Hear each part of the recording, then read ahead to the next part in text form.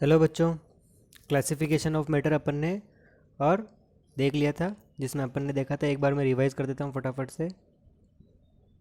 Matter को अपन ने दो पार्ट में डिवाइड किया था, प्योर और मिक्सचर। ठीक है। प्योर को फिर अपन ने दो पार्ट में डिवाइड किया था, जिसमें अपन ने एलिमेंट्स कहे थे और कंपाउंड। ठीक है। और मिक्सचर को दो तरीके से अपन ने क्लासीफाइड किया था, एक तो होमोजीनियस और एक हेटेरोजीनियस। ठीक है। अभी अपन स्टार्ट कर रहे हैं pure substance. Pure substance is a substance which consists of single type of substance. क्या कह दिया अपन ने? Single type of substance. जितने भी सिंगल टाइप ऑफ सब्सटेंस होंगे उनको सबको अपन क्या कहेंगे? Pure substance. और इसमें अपन ने क्या ले रखे थे? एलिमेंट, या अपन कहते हैं कंपाउंड। ठीक है भाई। फॉर एग्जांपल अगर एलिमेंट के एग्जांपल लें तो आयरन हो गया, कॉपर हो गया, सोडियम हो गया, क्लोरीन हो गया, है ना, ऑक्सीजन हो गया, फ्लोरीन हो गया, नियोन हो गया, आर्गन हो गया। ठीक है। ऐसे बहुत सारे सब्सटेंस। ठीक है। हाइड्रोजन हो गया। ठीक है। ये सारे सब्सटेंस। अगर अपन कंपाउंड की बात करें तो ये एलिमेंट जब किसी केमिकल बॉन्ड से कंबाइन हो जाएंगे, जैसे Na और Cl दोनों कंबाइन हो गए तो क्या बना दिया? NaCl। तो ये कंपाउंड है। लेकिन इसके अंदर Na और Cl दो का मिक्सचर है, बट दोनों ही क्या हैं? कंबाइन हो रखे हैं, केमिकली बॉन्डेड हैं, इसलिए इसको कंपाउंड तो कह दिया। और उसको किस कैटेगरी में डाल दिया अपन ने? प्योर सब्सटेंस की कैटेगरी में। क्योंकि दोनों ने कैसी रिएक्शन कर ली? केमिकली रिएक्शन कर ली। अगर केमिकली रिएक्शन नहीं करते, दोनों अलग अलग ही सेपरेट सेपरेट रहते, तो उसको अपन मिक्सचर के अंदर क्लासिफाइड करते। जैसे हाइड्रोजन और ऑक्सीजन दोनों रिएक्शन करके क्या बना रहे हैं अपना? H2O। जैसे यहाँ पर एलिमेंट्स का एक एग्जांपल नाइट्रोजन, नाइट्रोजन और हाइड्रोजन दोनों मिलकर क्या बना रहे हैं? तो कहते हैं अमोनिया बना रहे हैं। ठीक है। तो ये कंपाउंड है क्योंकि ये केमिकली बॉन्डेड है। ठीक है। और इनके एग्जांपल किस में डाल दिया अपन ने? कंपाउंड की फॉर्म में, और वो भी प्योर सब्सटेंस की फॉर्म में। ठीक है। नेक्स्ट है आपका मिक्सचर। अब मिक्सचर के लिए अपन क्या कहें कि कंसिस्ट ऑफ टू और मोर प्योर सब्सटेंस। ये मिक्सचर होगा या कंसिस्ट करेंगे इसके अंदर? कंसिस्ट टू और मोर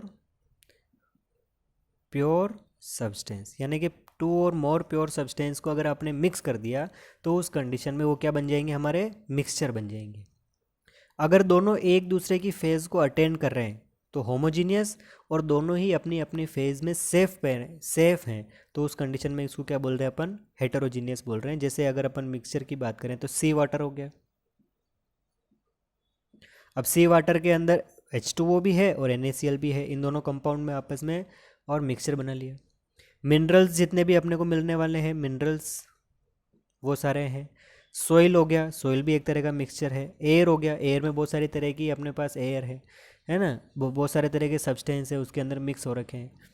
सैंड हो गया। ठीक है। ये सारे इसमें हो गए। Sugar in water,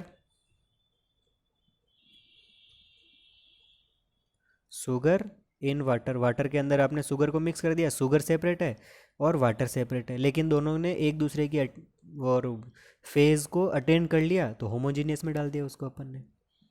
soil in water हो गया, वाटर के अंदर क्या मिक्स कर दिया अपन ने? सॉइल को मिक्स कर दिया, दोनों एक दूसरे की फेज को अटेंड नहीं कर रहे, तो अपन ने उसको डाल दिया हेटेरोजीनियस की कैटेगरी में। क्लियर? अब ये प्योर सब्सटेंस और मिक्सचर सब्सटेंस दोनों को अपन ने अलग अलग पढ़ लिया। अब दोनों में डिफरेंस देख लेते हैं। अब प्योर सब्सटेंस में और मिक्सचर सब्सटेंस में जो सबसे फर्स्ट पहला डिफरेंस है, वो पहला डिफरेंस क्या कह देंगे अपन? कि प्योर जो सब्सटेंस है उसमें सिंगल टाइप के सब्सटेंस मिक्स है, और मिक्सचर के अंदर टू और मोर प्योर सब्सटेंस का मिक्सचर है। ठीक है। तो कह दिया अपन ने pure substance consist of single type of substance. Mixture के लिए क्या कह दिया अपन ने? कंसिस्ट ऑफ टू और मोर प्योर सब्सटेंस। ठीक है।